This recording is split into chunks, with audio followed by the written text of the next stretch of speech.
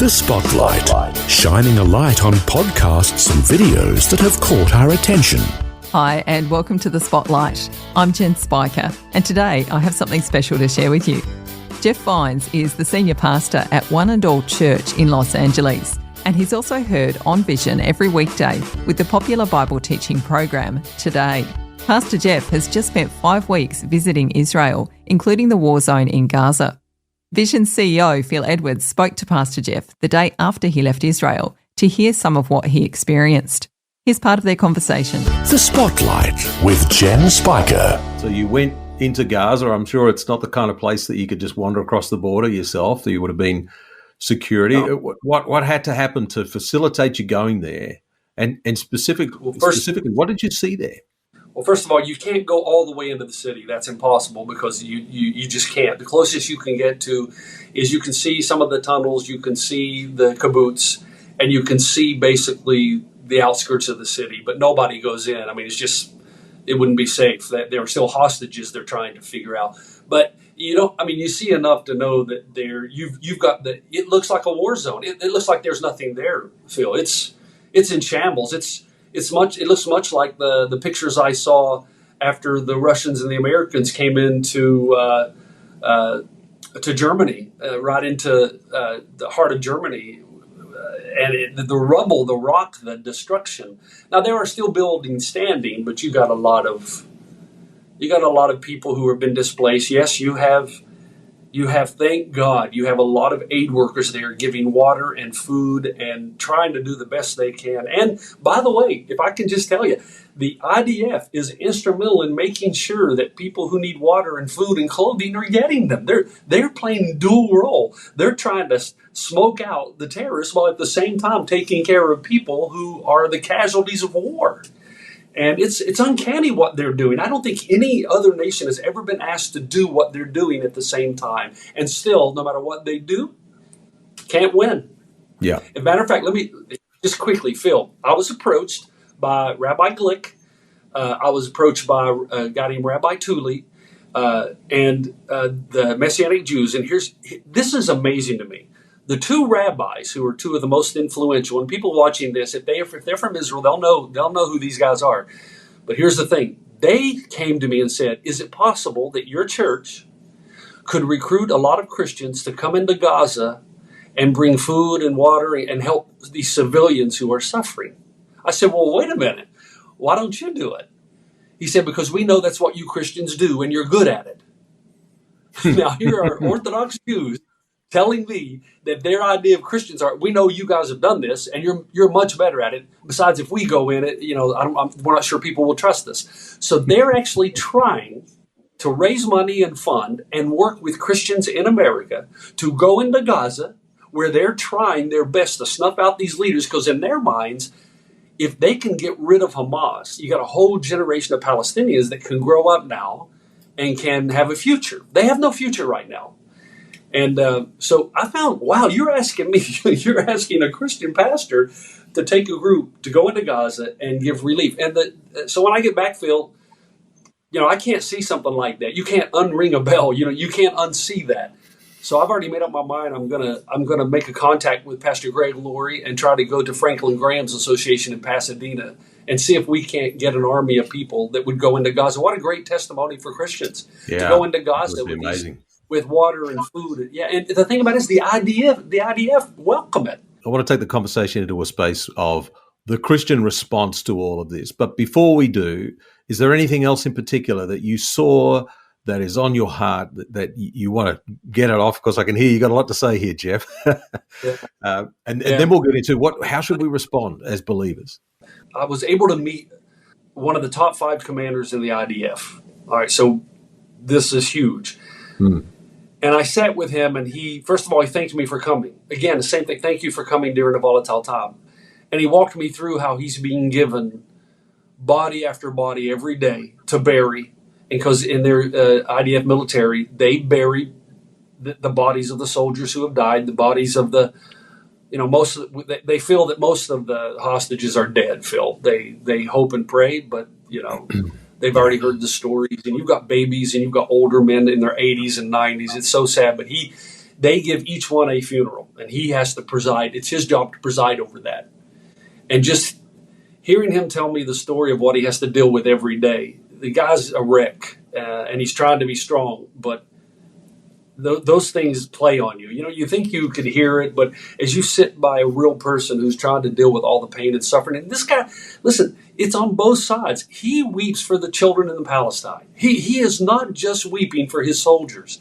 He has a great understanding of of the suffering in Gaza, but Israel.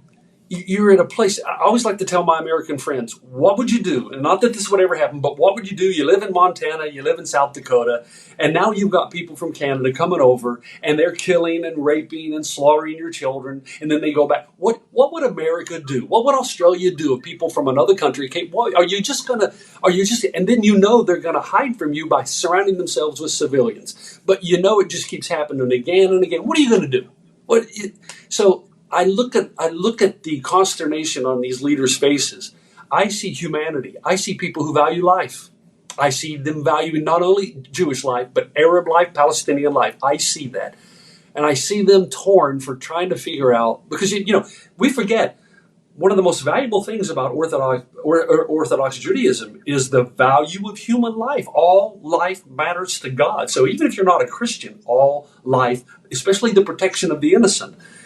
And so they are at a religious and spiritual tension of trying to figure out how to move forward to protect their people and to protect the next generation of the people who live in Gaza. I got to feel I had no answers. You know, as a pastor, here I've got these rabbis saying, "What would you do?" I mean, I didn't expect that. You know, in your Christian worldview, what would you do? And I sat there thinking about all the death and the destruction, and I'm thinking, first of all, I don't know what I would do. And second, especially if the whole world's watching, and no matter what I do, I lose. And so the first thing that happened to me is, why is this story not being told in America? Okay, we'll show my ignorance here, my gullibility, Phil. What's the reason? Why not tell us what I've seen? I've been there now, and I've seen this.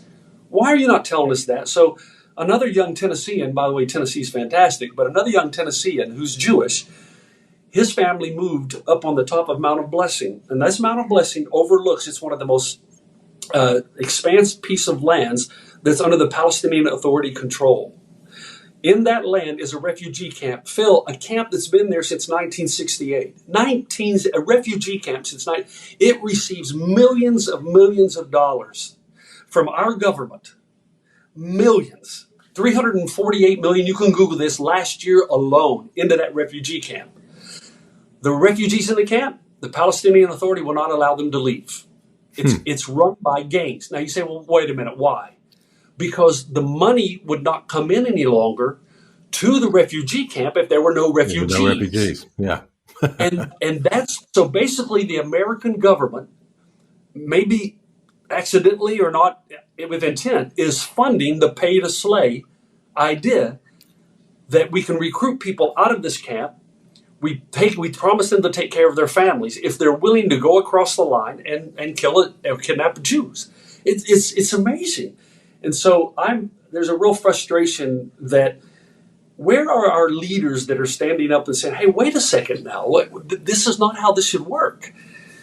So, and my Africa days taught me a lot about that as well. I knew some of that was going on, but you kind of don't want to believe it, and then you see something like this. Yeah, it's sad, Phil. It'll make you weep for people. Yeah, I can't imagine what it is like because I have not been there, and for most of us, I think most people that are watching or listening to this are probably thinking, well, what can I do? I'm so far removed from this. What can I do? What should my response be? So you understand what it is for Western believers, because you are one. Yeah. You've also been there and had these conversations. What have you concluded that we should be doing as believers in response to what's happening there? Well, first, I'm angry at my ignorance. I'm really angry at my ignorance. So the first thing I'd say is try to get well informed. Try to learn. Don't just listen to either the conservative or the liberal media. Don't do that. Try to find voices that you trust, to find out what's happening here. Don't jump to conclusions. Second, I would say, please pray for the peace of Israel. We're told to do that. Pray for the peace of Jerusalem.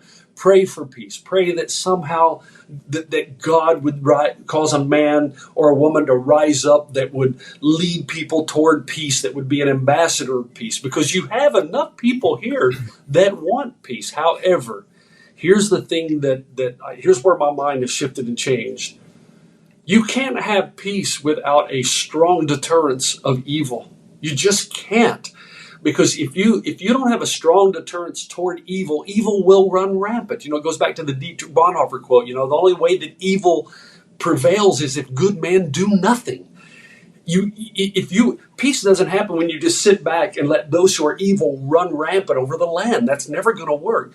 So we need to pray for wisdom. Even if we don't like, for instance, Benjamin Netanyahu, if we don't like or agree, we still need to be praying for those in leadership. We should be praying for the leaders of our own nations, that God somehow would intervene and give them wisdom. Because I'll tell you something, Phil. What Israel needs more than anything else is wisdom.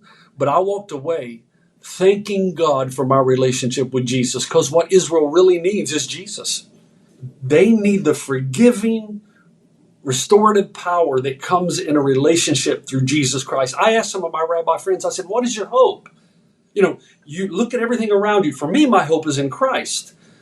I asked, what is your hope? And it was interesting. They believe Messiah will one day come, but this Messiah is not divine. He's like a King David or a King Solomon, only to a greater degree. And one day he will stand on the Temple Mount and he will bring the world together. And there will be all the nations worshiping on the mount. And then God will be glorified. And I said, what then? And there was no answer. What then? Because see, for us, our hope is objective because it's in the resurrection of Jesus Christ. So for me, what then is, my hope is not in this world. My hope is in the kingdom that will come. And I do believe that heaven, to a great degree, is the restoration of all that is. But my hope is in Christ. And I walked away and I thought, you know what? I got fired up about Jesus because I'm thinking, I got a real hope, man. No matter what happens, no matter how bad things get, I have a real objective hope because it's based on something that happened in historical reality. Yeah. If I'm an Orthodox, or if I love my Jewish friends. We have a great heritage together, but man, did we have some great discussions around the Shabbat table. I was invited to take part in 2 Shabbats, and I enjoyed it thoroughly, just learning how they just close everything down on Friday night, and from Friday night to Saturday night, it's family time, it's reading of the Torah, it's blessing your sons and daughters. There's a lot we could learn, but pray. That's, if I'm in Australia or New Zealand, wherever I am, I'm praying for the peace of Jerusalem and for the wisdom of its leaders. On the Spotlight, we've been listening to part of a conversation between Vision CEO Phil Edwards and Pastor Jeff Vines, talking about some of the challenges that Israel is facing right now and how we, as Christ followers, can respond. There is more of this interview with Pastor Jeff, which you can watch or listen to in the Vision app. You can see the video by tapping the Watch tab and scrolling to the Interviews channel. You'll find the audio in the 2020 feed in the Podcast tab. My name is Jen Spiker, and I look forward to joining you next time on The Spotlight with another podcast or video worth highlighting. For more great podcasts and videos like the one featured today, check out vision.org.au or the free Vision app.